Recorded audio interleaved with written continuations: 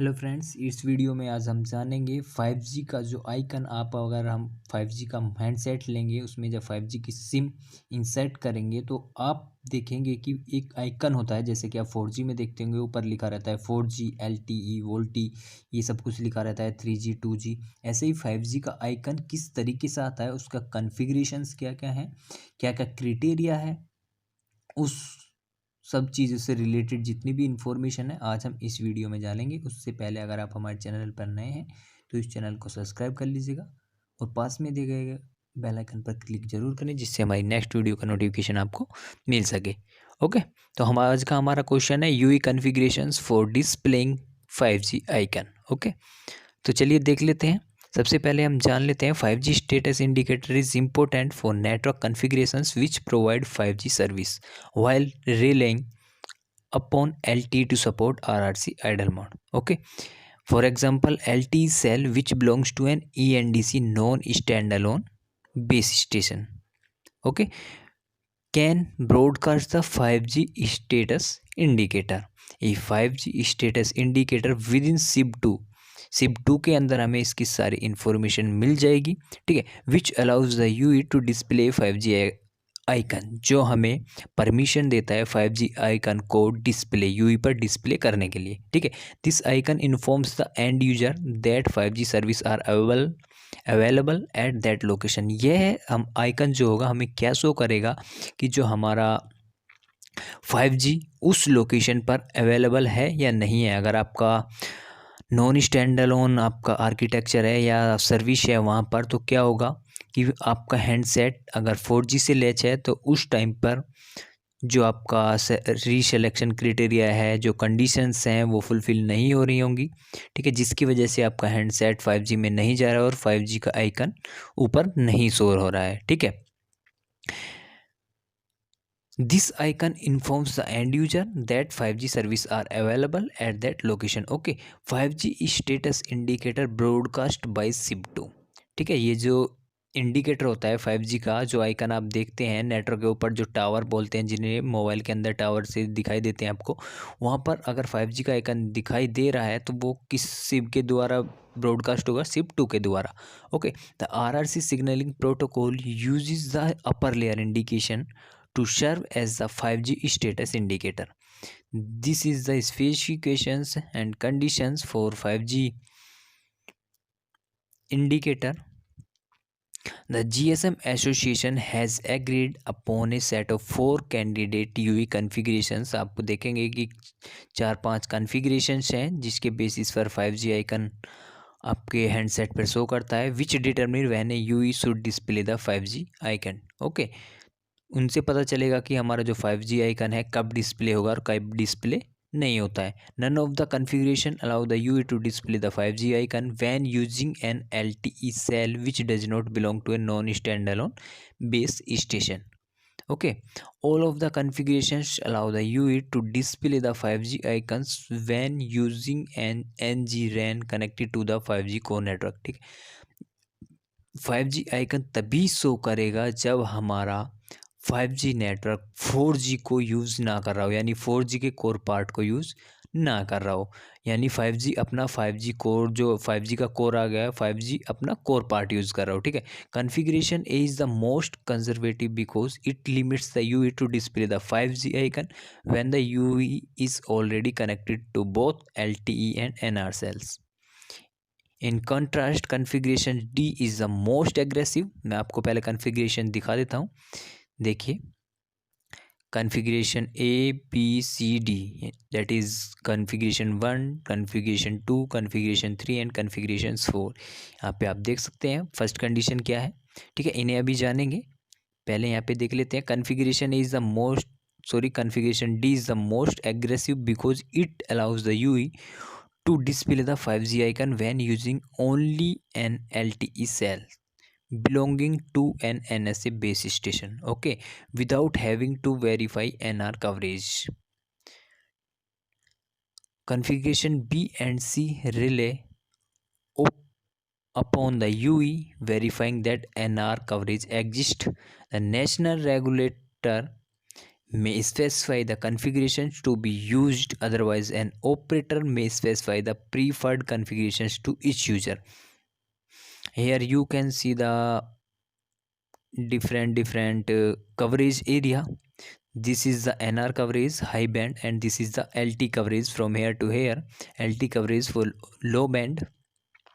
Here is the UE. UE receives 5G status indicator from LTE SIM2, but is outside NR coverage. Okay, this is the outside NR coverage, but it is showing 5G icon. This is the NR base station, and this is the LTE 4G base station. Okay, UE receives 5G status indicator. आप देखेंगे कि आपके mobile पे 5G का जो icon है वो show कर रहा है, लेकिन किसकी वजह से? LTE SIM2 की वजह से, क्योंकि यह हैंड मोबाइल यहाँ पे आप देख सकते हैं 5G के कवरेज से भी बाहर पहुँच चुका है। ओके, तो अब देख लेते हैं हम कन्फिग्रेशंस को। फर्स्ट कन्फिग्रेशंस कहते हैं आपकी, देख, UE is idle under LTE cell not supporting NSA, or UE is connected to LTE cell not supporting NSA। Okay, अगर आपका LTE सेल NSA सपोर्ट नहीं कर रहा है, नॉन स्टैंड अलोन सपोर्ट नहीं करता है, तो आपका 5G आइकन शो नहीं करेगा। सेकंड है, UE is idle under LTE cell supporting NSA। Okay, अगर आपका जो LTE सेल है वो NSA सपोर्ट कर रहा है, non stand alone condition support कर रहा है, without detection of NR coverage, और वह NR कवरेज को डिटेक्ट नहीं कर पा रहा है, ठीक है। और UE is connected to LTE cell supporting NSA, और हमारा जो UI है वो NSA सपोर्टेबल है और LTE कवरेज के अंदर है, without detection of NR coverage. अगर वो NR कवरेज को डिटेक्ट नहीं कर पा रहा है, फिर भी वो क्या करेगा? 5G आइकन शो करने लगेगा, ठीक है। Third condition, UI is connected to LTE only. हमारा UI केवल 4G से कनेक्टेड है, while connected to an LTE cell supporting NSA। Okay, with detection of NR, ठीक है, 5G कवरेज को डिटेक्ट कर पा रहा है। तो देखिए कन्फिग्रेशन 2 और कन्फिग्रेशन 3 और कन्फिग्रेशन 4 5G सपोर्ट करेगा, आइकन शो करेगा, ठीक है। UI is idle under LTE cell supporting NSA। जो आपका एल UI है वो आइडल मोड में रहेगा अगर आपका जो LTE सेल है वो NSA सपोर्ट करता है, with detection of NR coverage. और क्या करेगा? 5G का जो NR का कवरेज है उसको डिटेक्ट करेगा, ठीक।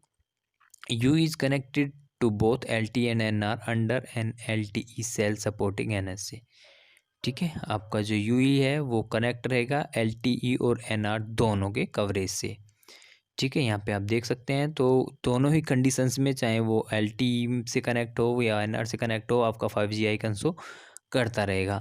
You he is idle under NG RAN while attach to 5G core. UE जो है आपका वो अंडर क्या रहेगा? आइडल मोड में रहेगा जब वो किससे कनेक्ट है? NG रैन से कनेक्ट है या अटैच है 5G कोर नेटवर्क से। और UE is connected to NG RAN while attach to 5G core, जब वो आपका handset UI 5G core part से अटैच है, तो उस टाइम पे आपका UI क्या होगा? जो 5G का रैन पार्ट है उससे क्या होगा? कनेक्ट रहेगा, ठीक है। तो ये हैं आपकी कन्फिग्रेशंस 5G की। The 4G NAS attach accept message can include the EPS network features support parameter set। Okay, this parameter setting includes the restrict DCNR flag, which indicates whether or not the end user is authorized to use dual connectivity with NR। The UI can use this flag in combination with the 3G status indicator to determine whether or not the 5G icon should be displayed। Okay, and use of the 5G status indicator is complicated by potential difference in the LTE and NR coverage areas scenario, which is based upon LTE coverage provided by a low operating band and NR coverage provided by a high operating band, as I shown you before this। Okay, in this case the LTE coverage extends further than NR coverage due to the difference in propagation loss। This allow a UE to receive the 5G status indicator from LTE at locations where 5G service are not available. Okay, in this case, it can be misleading to display the 5G icon to the end user, and ideally the UE should complete inter-system measurements to verify that NR coverage exists prior to display the 5G icon. However, these inter-system measurements are not simplistic because the UE may not have knowledge of the NR carrier to be measured. Okay, and when using the ENDC non-standalone base station architecture, the LTE system does not specify NR carrier information within SIP24 because cell reselection towards NR is not supported. Okay, and the UE could complete a band scan to identify candidate NR carriers, but the NR base station is not required to broadcast SIP1, so the UE may not be able to determine which NR carriers belongs to the registered network. And in addition, if measurements are completed to verify 5G coverage, then the UE is likely to require an synchronization signal RSRP threshold to determine whether or not the NR signal strength is adequate. If the LTE base station use measurements bit secondary cell addition, then the synchronization signal RSRP threshold used by the base station should ideally be aligned with the threshold used by the user. Here is the diagram of both the base station for different coverage areas for high band and for low band. Okay, that's all. Thank